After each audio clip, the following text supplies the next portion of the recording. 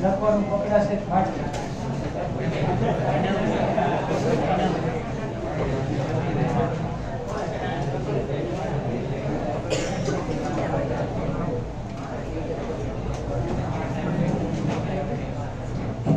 જો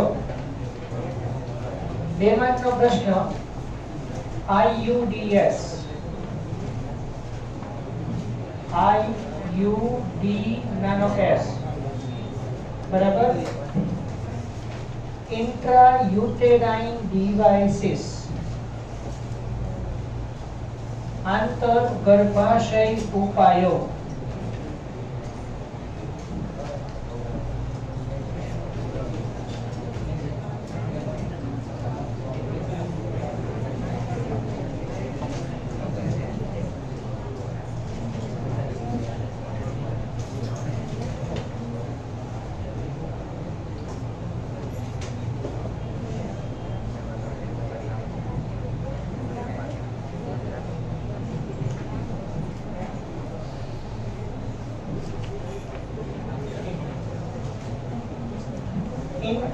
इंट्रा એટલે આંતર એટલે કે અંદરની બાજુ ગર્ભાશય યુટેરસ એટલે ગર્ભાશય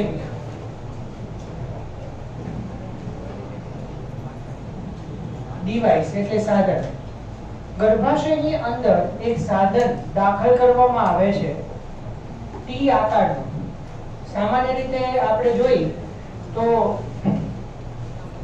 ગર્ભાશયનો આકાર ઊંડા નાસપતિ આકાર એટલે ગર્ભાશયનો શરૂઆતનો ભાગ ઓલી આકૃતિ યાદ કરો તો ગર્ભાશયનો શરૂઆતનો ભાગ પહોળો પછી ધીમે ધીમે ભાગ સાંકડો થતો જાય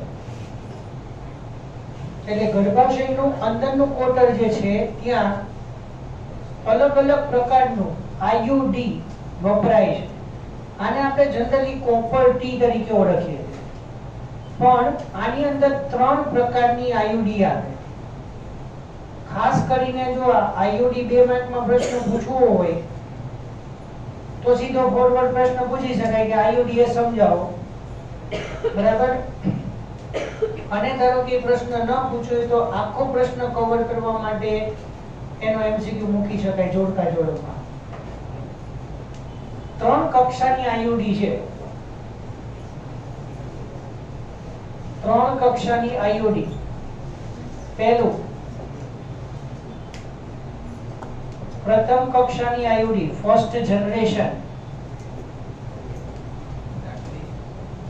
બરાબર નોન મેડિસિનલ એટલે કે બિન ઔષધીય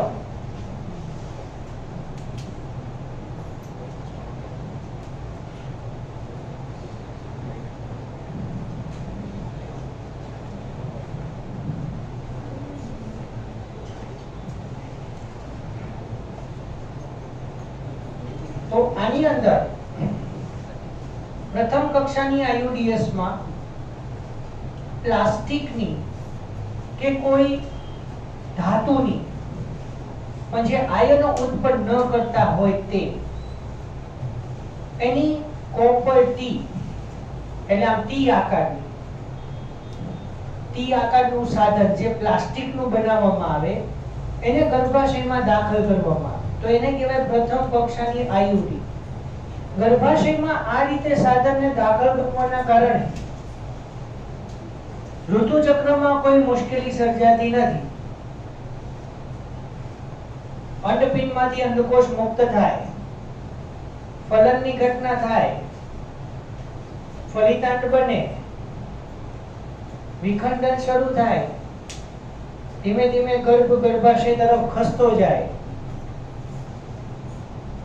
sir are you on the wrong way તમે ગર્ભ અવરોધક સાધનની વાત કરો છો અત્યારે ફલિતાંડ ને વિખંડન ને ફલિતાની અંદર વિખંડન શરૂ થાય, ગર્ભ ગર્ભાશય તરફ ખસતો જાય, ગર્ભનું ગર્ભાશયમાં સ્થાપન પણ થાય, પણ ગર્ભને વૃદ્ધિ વિકાસ કરવા માટે પૂરતી જગ્યા ગર્ભાશયમાં ન મળી રહે. અહીંયા આ મુદ્દો અગત્ય.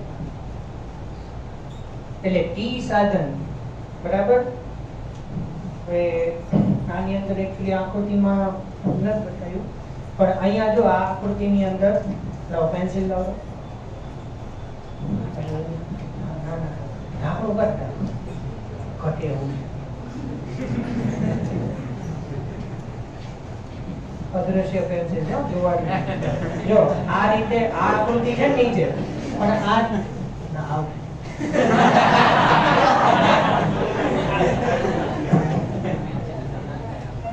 આ તો હકીકતમાં ટ્યુબેક્ટોમીની સ્ત્રી નસબંધીની આકૃતિ છે બરોબર. એમાં બંને બાજુની અંતવાયની કાપી નાખવામાં આવી છે. એનું આપણે અત્યારે જોવાનું. જો અહીંયા આ જે ગર્ભાશય છે ને એમાં આ રીતે આમ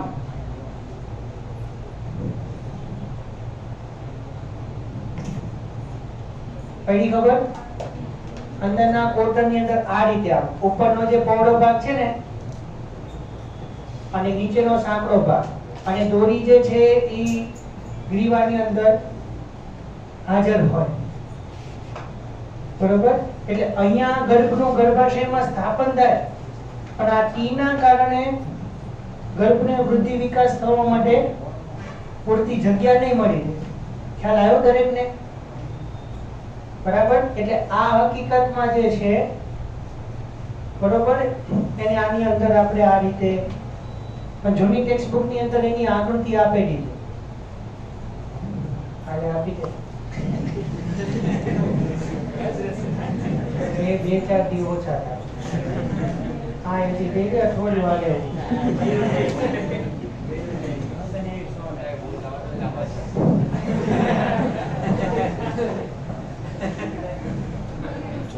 પેન્સિલ પડી ગઈ.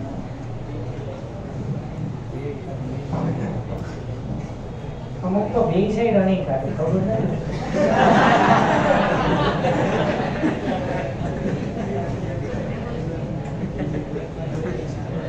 ધાનું એમ લગાવવાની બહાર ની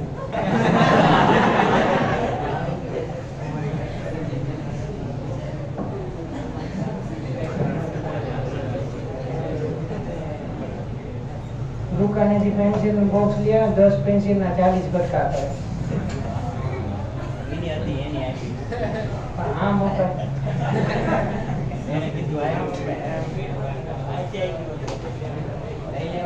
આ પણ પાછી કરે.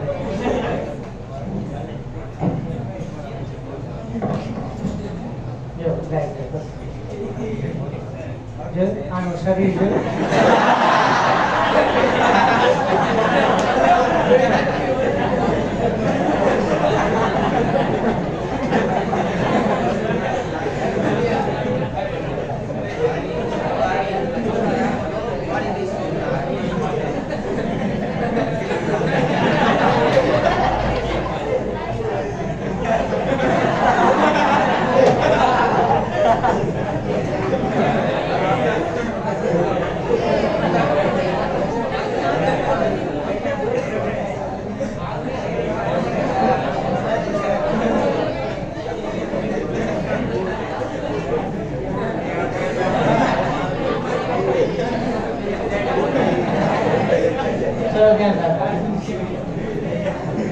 પહેલા કક્ષાની આયુર્વેદિક બિનઔષધીય દાખલા તરીકે લીપસ લો બરોબર ઉદાહરણ આપ્યું છે. એક જ ઉદાહરણ. બીજું દ્વિતીય કક્ષાની આયુર્વેદિક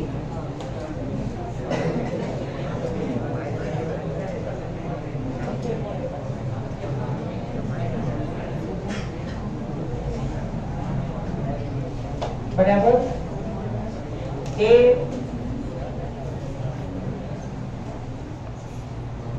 ધાત્વીય આયનો ઉત્પન્ન કરતી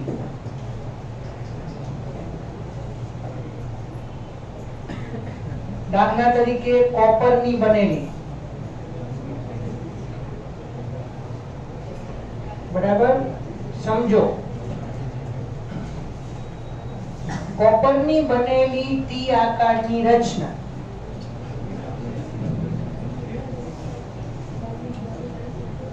કોપર આયનો તીવ્ર એન્ટી ફર્ટિલિટી અસર ઉત્પન્ન કરે. તીવ્ર એટલે કે સિવિયર, એન્ટી ફર્ટિલિટી ફળદ્રુપતા વિરોધી.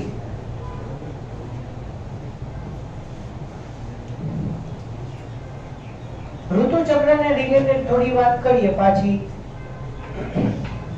કોપર ટી, કોપર ધાતુની બનેલી ટી આકારના સાધનને જ્યારે ગર્ભાશયમાં ટ્રાન્સફર કરવામાં આવે ત્યારે એ સાધનની અંદરથી કોપર આયનો ઉત્પન્ન થાય છે.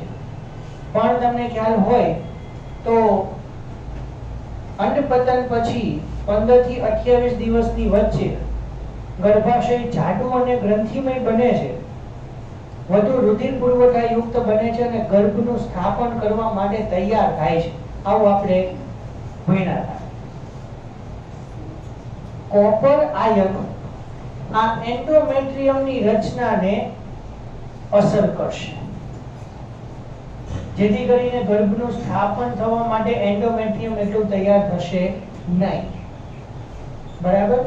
એટલે કોપર આયનનો તીવ્ર પ્રતિફળદ્રુપતા અથવા એન્ટી ફર્ટિલિટી, બરાબર, ફલનની ઘટનાને ઘટાડી દે. પ્રતિફળદ્રુપતા એટલે બે શબ્દ યાદ રાખજો. એન્ટી ફર્ટિલિટી એટલે પ્રતિફળદ્રુપતા ઘટાડે, વધારે.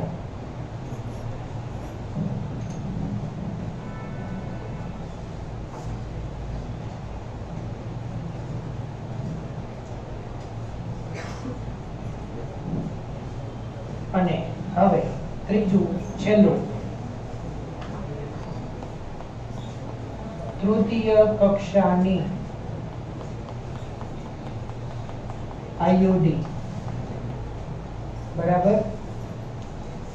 ત્રીજા કક્ષાની આયુડી ની અંદર એ સંપૂર્ણ રીતે ઔષધીય છે. અંદર દવાઓનો ઉપયોગ કરવામાં આવે છે. આની અંદર ઉદાહરણ રહી ગયા.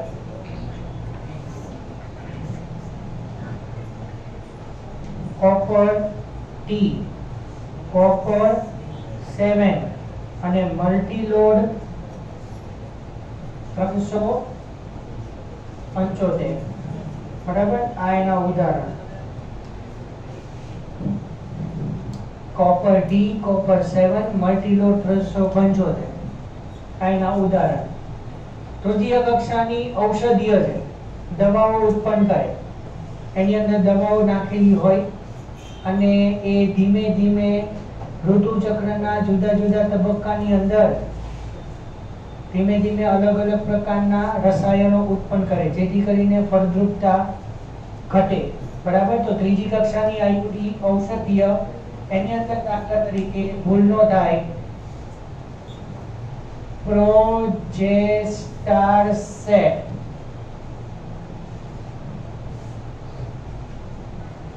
અથવા પ્રોજેસ્ટેરસેટ.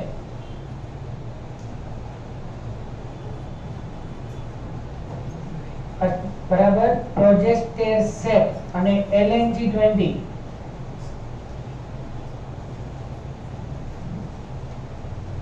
તો આ વિવિધ પ્રકારની ઔષધિઓ ઉત્પન્ન કરે, જેથી કરીને ફળદ્રુપતા ઘટે. આયુડી જો સીધો પ્રશ્ન ન પૂછવો હોય તો આડકતરી રીતે પૂછી શકાય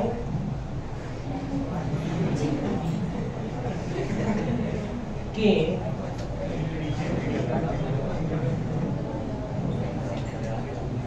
છેલ્લી લાઈન, ભારતમાં સૌથી વધારે ઉપયોગી ગર્ભ અવરોધક પદ્ધતિ સમજાવો.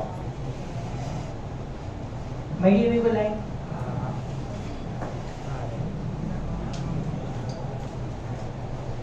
ભારતમાં વ્યાપક રીતે સ્વીકૃત અથવા સૌથી વધારે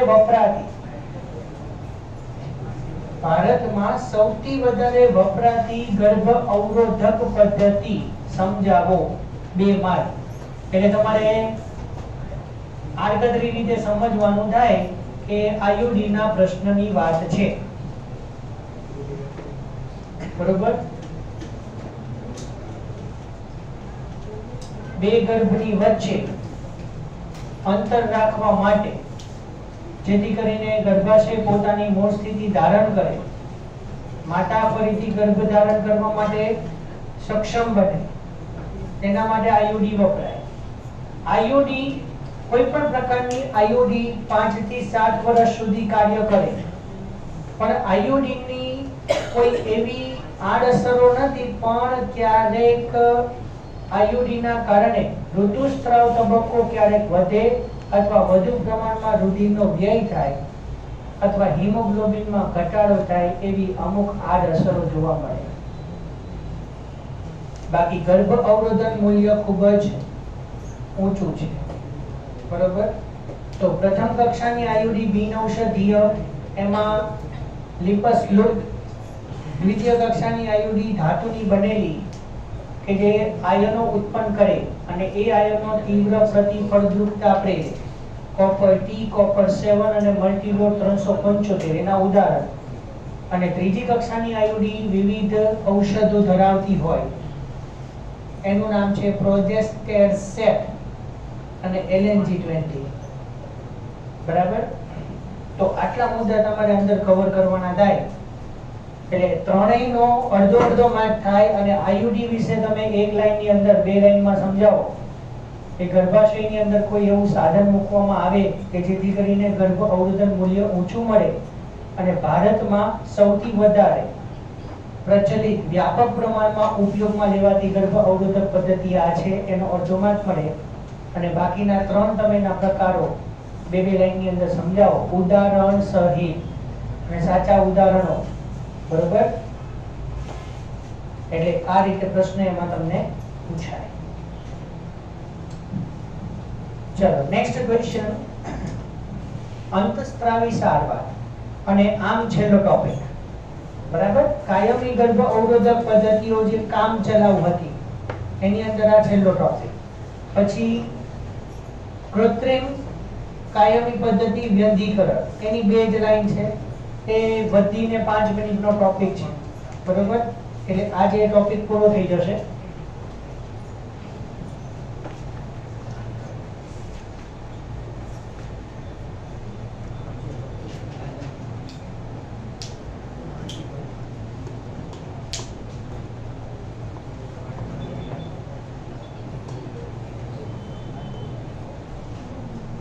ફિઝિકલ મેથડ જોઈ, ભૌતિક પદ્ધતિ કઈ? અવરોધક અને રાસાયણિક. બરાબર. અવરોધક પદ્ધતિ બેરિયર પદ્ધતિ, રાસાયણિક કેમિકલ. આજે આપણે ભણ્યા આયુડી, અલગ જ ટોપિક. અને હવે હોર્મોનલ મેથડ. અહીંયા આપણે ગર્ભ અવરોધકતા ઉત્પન્ન કરવા માટે ઇસ્ટ્રોજન અને પ્રોજેસ્ટેરોન બંનેનું મિશ્રણ ગોળી સ્વરૂપે અપાય છે. તો આ માદા માટે વપરાતી સામાન્ય પદ્ધતિ છે.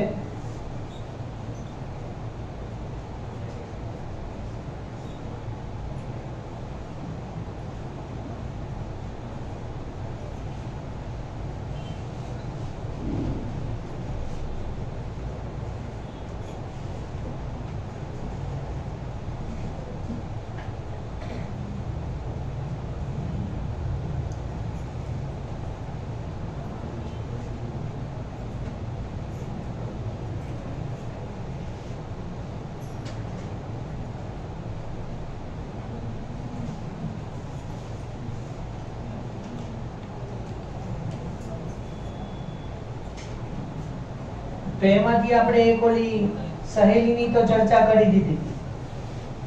બરાબર. કઈ ઇન્સ્ટિટ્યૂટે બનાવ્યું? CDRI. પૂરું નામ સેન્ટ્રલ ડ્રગ રિસર્ચ ઇન્સ્ટિટ્યૂટ. ક્યાં છે?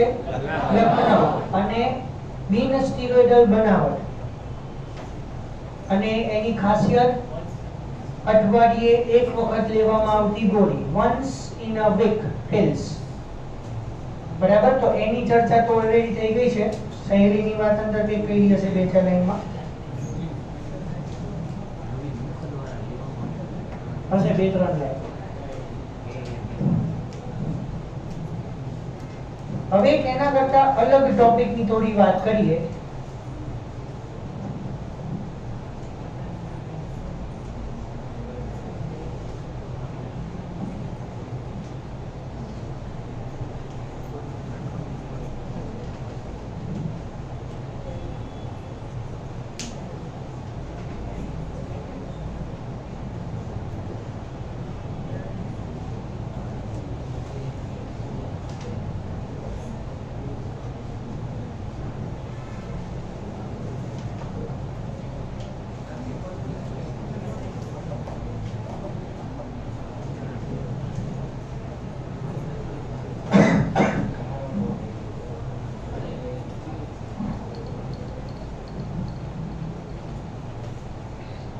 once in a week pill હવે આ ઋતુચક્રના 5 દિવસને બાદ કરતા 7મા દિવસથી સતત 21 દિવસ સુધી રિપીટ કરું છું ઋતુચક્રના 5 દિવસને બાદ કરતા 7મા દિવસથી સતત દરરોજ પછીનું ઋતુચક્ર શરૂ ન થાય ત્યાં સુધી સતત 21 દિવસ 21 દિવસ સુધી લેવામાં આવતી પિલ્સ દાખલા તરીકે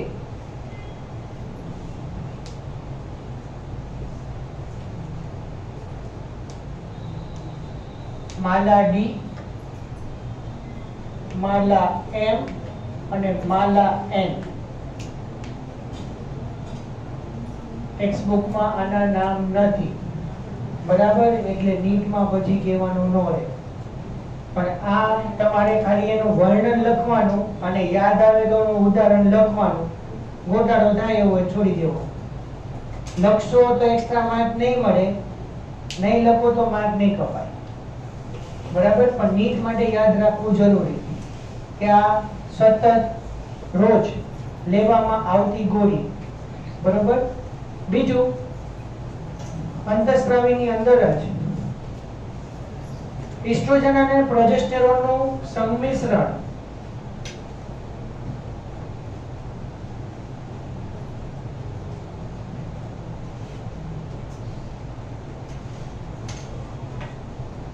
પ્રોજેસ્ટોજેનનું ઊંચું પ્રમાણ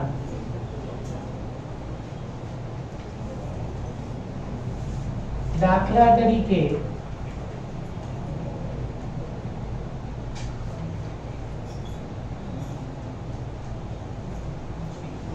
નેફેપ્રિસ્ટોન કે જે ઊંચું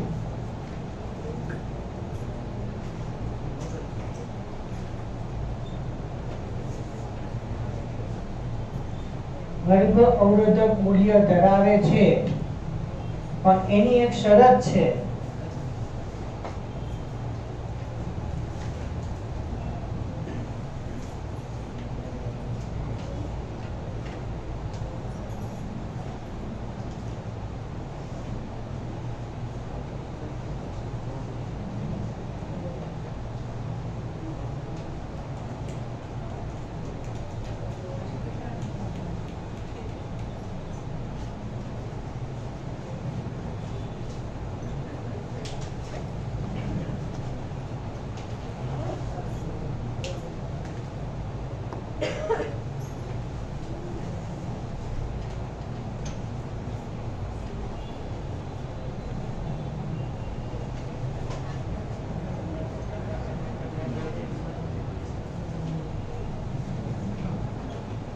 મેફેપ્રિસ્ટોન આ એક દવાનું નામ કે જે ઊંચું ગર્ભ અવરોધક મૂલ્ય ધરાવે પ્રજનનની પ્રક્રિયાના મહત્તમ 72 કલાક દરમિયાન જો આ લેવામાં આવે તો જ તેની અસર દર્શાય પ્રજનનની પ્રક્રિયાના મહત્તમ 72 કલાકની અંદર એ એન્ડોમેટ્રિયમનું વિઘટન પ્રેરે છે. ઋતુચક્ર શરૂ થાય છે એટલે ફલિતાંડ ઋતુચક્ર સ્ત્રાવની અંદર નિકાલ કરી દેવાય છે. તો એને કહેવાય છે I pill, emergency contraceptive pill. બરાબર. તો દરરોજ લેવામાં આવતી ગોળી once in a week pill સહેલીની વાત થઈ ગઈ. ઇમરજન્સી કોન્ટ્રાસેપ્ટિવ પિલ 72 કલાક દરમિયાન લેવામાં આવે. અને છેલ્લું નોરપ્લાન્ટ અથવા ઇમ્પ્લાન્ટ.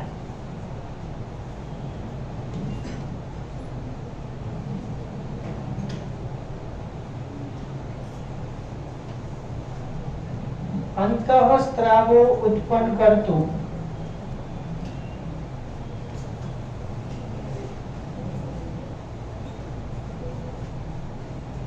નોરપ્લાન્ટ એક સાધન.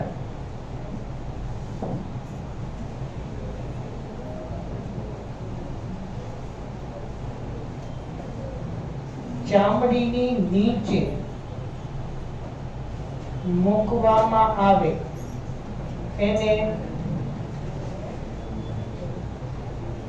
અધોત્વચીય કહેવાય, સબક્યુટેનિયસ.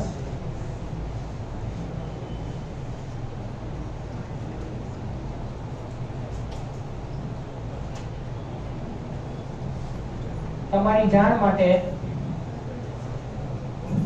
આ જે નોરપ્લાન્ટ છે એની અંદર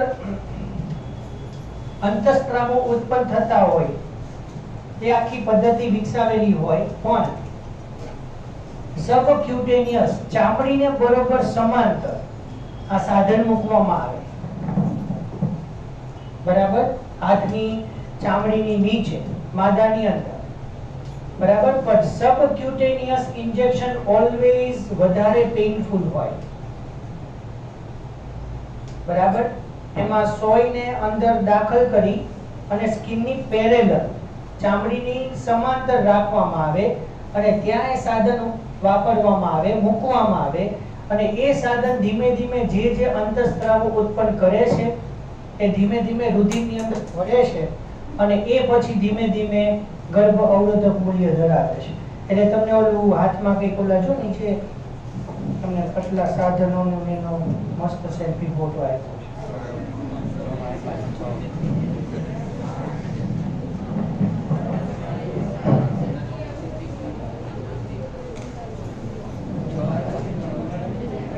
બસ તો આ બધી વાતો પૂરી.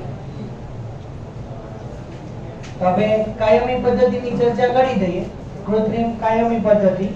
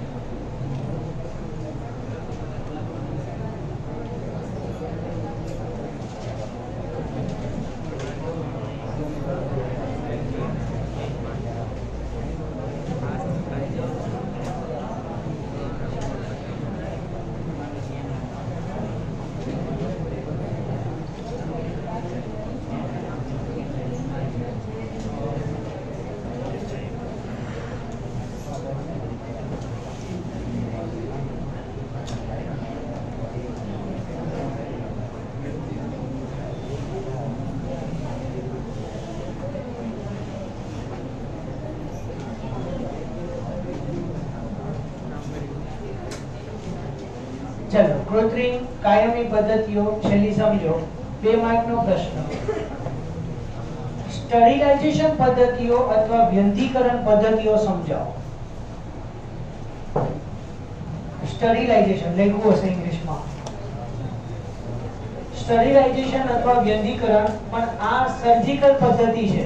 આની અંદર સર્જરી કરવામાં આવે પણ મેક્સિમમ 5 મિનિટની સર્જરી છે.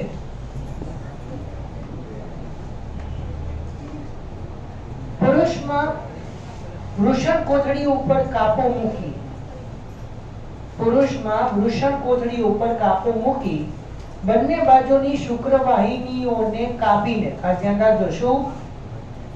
પુરુષમાં વૃષણ કોથળી પર કાપો મૂકી બંને શુક્રવાહિનીઓ, વાહિકાનો લગતા માં 0 આપશું. શુક્રવાહિકા શુક્રપિંડની અંદર હોય તો બંને બાજુની શુક્રવાહિનીઓ કાપીને એના બંને ખુલ્લા છેડા બંધ કરી દેવામાં આવે.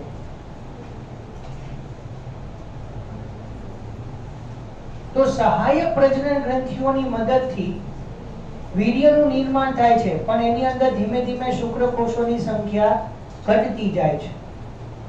તો કુલ વ્યંધીકરણ અથવા સ્ટરીલાઇઝેશન પદ્ધતિમાંથી 15% આ રીતે પદ્ધતિ વપરાય છે.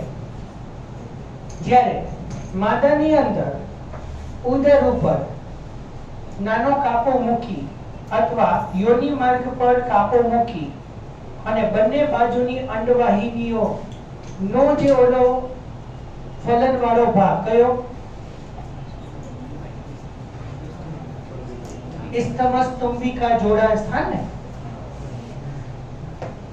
એમ્બ્યુલા ઇસ્થમસ જોડાણ સ્થાન, એ ભાગ કાપી નાખવામાં આવે અને બંને ખુલ્લા છેડા બંધ કરી દેવામાં આવે. એને કહેવાય ટ્યુબેક્ટોમી. તો ટ્યુબેક્ટોમી એટલા માટે કહેવાય કારણ કે ફેલોપિયન ટ્યુબ ઇઝ કટ.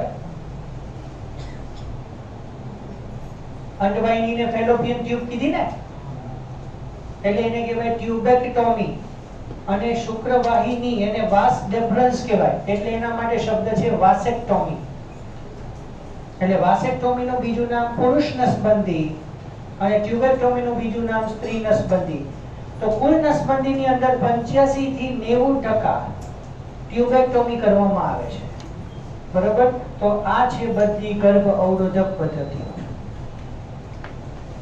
તો આની અંદરથી નાના નાના પ્રશ્ન તમને ઘણા બધા પૂછાશે.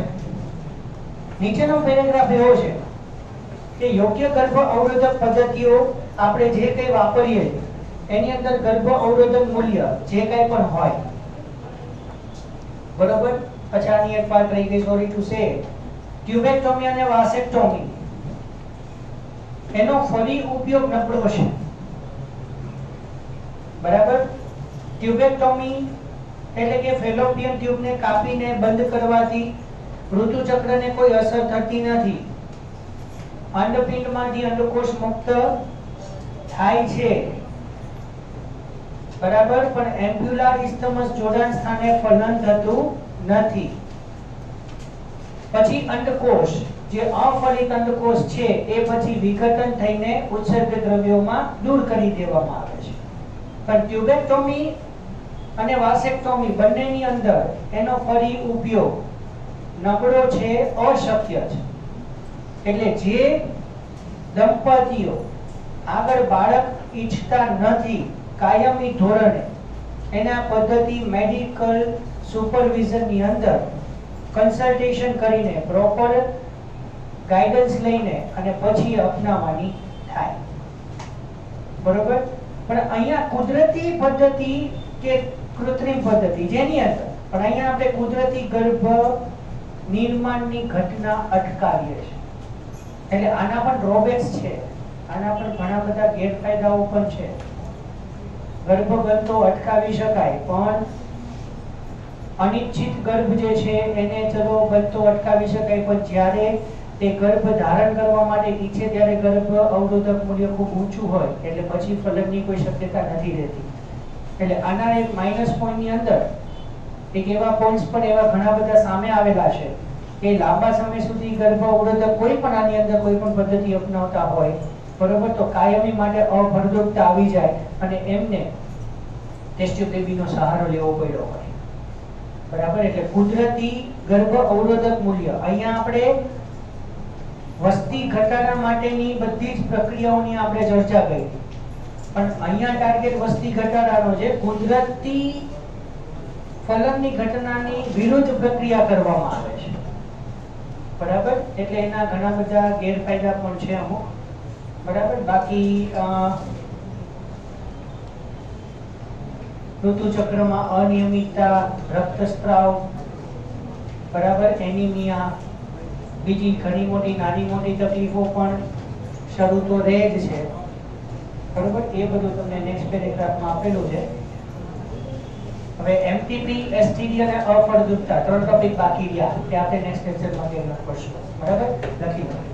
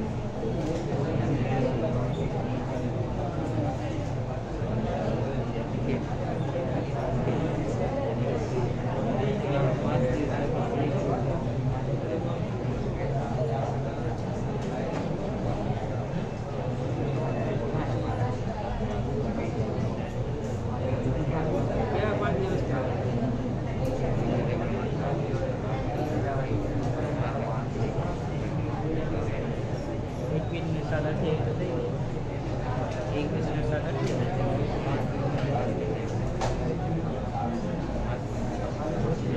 આ દિવસ પહેલાના 5 આ દિવસ પહેલાના 5